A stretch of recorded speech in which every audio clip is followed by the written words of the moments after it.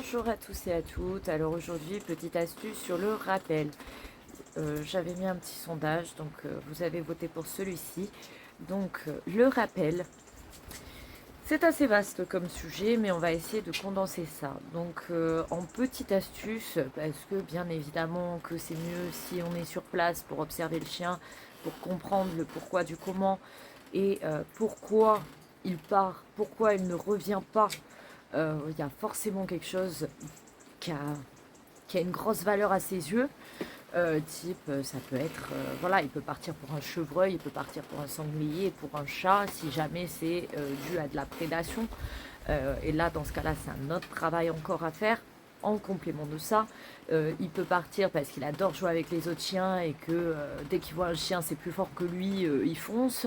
Il peut partir parce que il a vu un jogger, il peut partir parce qu'il a senti des odeurs. Donc voilà, il peut y avoir vraiment différentes raisons à ça. Ou il peut partir tout simplement parce que dans son jeune âge, il n'a pas appris euh, le rappel. Voilà, il n'a pas eu les bases. Et il peut y avoir encore nombreuses raisons. Donc on va essayer de faire assez rapidement. Euh, Quand vous avez un chiot, commençons par la base. Quand vous avez un chiot, il va rester collé à vous. Parce que il n'est pas trop confiant, il n'est pas confiant de l'environnement, il est pas sûr de lui, il a bien conscience qu'il est vulnérable, donc forcément vous êtes son référent et il va rester près de vous. Donc, qu'est-ce que vous allez faire? Vous allez renforcer le fait qu'il reste près de vous. C'est, vous allez l'emmener, il va vous suivre naturellement. Quand il vous regarde, vous récompensez. Quand il vous suit, vous récompensez. Vous renforcez le fait qu'il reste auprès de vous. Vous pouvez associer donc soit un mot, soit même un son. Moi, par exemple, pour mes chiens, c'est vrai que je préfère le son que le mot. En l'occurrence, je siffle, mais un sifflement un peu chantant, un petit peu différent des sifflements habituels, pour que vraiment ce soit spécifiquement dans cette action-là. Au même titre qu'on choisira un mot précis pour une action précise. Donc le sifflement du rappel est un petit peu chantant pour se différencier des autres.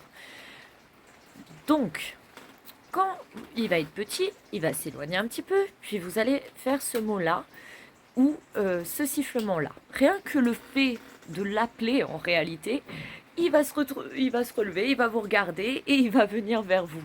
Parce que c'est un chiot, parce qu'il a envie d'être avec vous et parce qu'il est à l'affût de tout ce que vous pouvez faire. Donc vous allez en profiter. Vous allez associer l'action au mot et à la récompense pour renforcer cette action.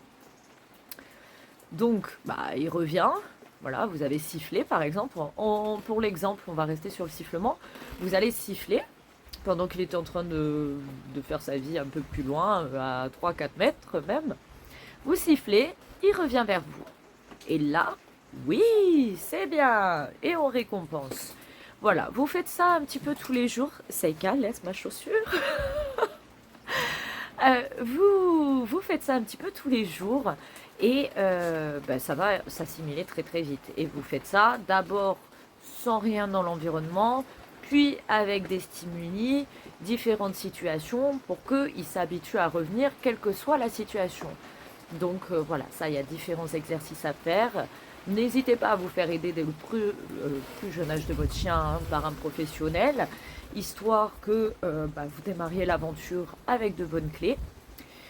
Et en ce qui concerne les adultes, et pas que d'ailleurs, même les jeunes chiens, on voit souvent des gens qui vont rappeler leur chien, c'est pas un jugement, des gens qui vont rappeler leur chien et le chien ne revient pas. Soit parce qu'il a envie de continuer de jouer, soit parce qu'il fait genre je sens les odeurs, non, non. Voilà. Et qu'est-ce qu'ils vont faire? Ils vont aller vers lui. Soit en courant, soit en marchant, peu importe. Mais en tout cas, ils vont aller vers lui. Et du coup, le chien va se dire tout simplement, de toute façon, il va venir me chercher, donc à quoi bon? Voilà. Et vous êtes en train, en fait, d'instaurer une espèce d'habitude que quand vous l'appelez ou que vous sifflez, au final, c'est vous qui venez. Donc lui, qu'est-ce qu'il va faire? Il va attendre que vous veniez, parce que vous aurez renforcé cette action-là. Donc, on ne va pas vers le chien. on rappelle, on attend, s'il ne revient pas, on retente une deuxième fois. Ça ne sert à rien de faire l'appel 70 fois d'affilée. Pourquoi? Parce que si vous demandez 50 fois d'affilée au pied, par exemple, vous allez, sans le vouloir, renforcer le fait que le chien obéisse au bout de 70 fois. Voilà. Si vous dites au pied, au pied, au pied, au pied, et qu'à chaque fois vous faites cette action-là, il va se dire, ok, au bout de 3-4 fois, tac, je reviendrai au bout de 3-4 fois. Et c'est comme ça qu'on voit des chiens ralentir, arriver tranquillou, piano, piano. Voilà, c'est pas le but. Donc voilà, petite astuce, vous pouvez partir dans l'autre sens. Et votre chien, normalement, il va relever la tête, il va dire, mais il part sans moi là. Voilà, et il va vous suivre. Et dans ce cas-là, soyez toujours content, en tout cas, de voir revenir votre chien. Hein. Donc, on réprimande pas, on n'agresse pas, on s'énerve pas. Voilà, même si, oui, des fois, ça peut être agaçant, voilà. Ça fait courir un peu. Mais non, on ne s'énerve pas parce que c'est contre-productif. Si moi, demain, je vous appelle et que quand vous arrivez, je vous mets une gifle ou que je vous insulte, la prochaine fois que je vous appelle, vous allez me dire Tintin, je me souviens de la dernière, j'ai pas envie. Donc le chien c'est un petit peu pareil, hein, même principe. Donc ça fait pas envie de revenir vers quelqu'un qui va nous réprimander. Voilà. Donc ça non. C'est un travail où on peut s'aider d'une longe. Vous avez des longes pour chevaux, par exemple, à Decathlon, hein, pas forcément dans les boutiques spéciales chiens, nanani, nanana, parce que vous allez payer ça une fortune. Vous allez à Decathlon dans le rayon chevaux et vous avez des longes très très bien, voilà, et du costaud. Hein. Si ça tient des poneys, ça devrait tenir votre chien.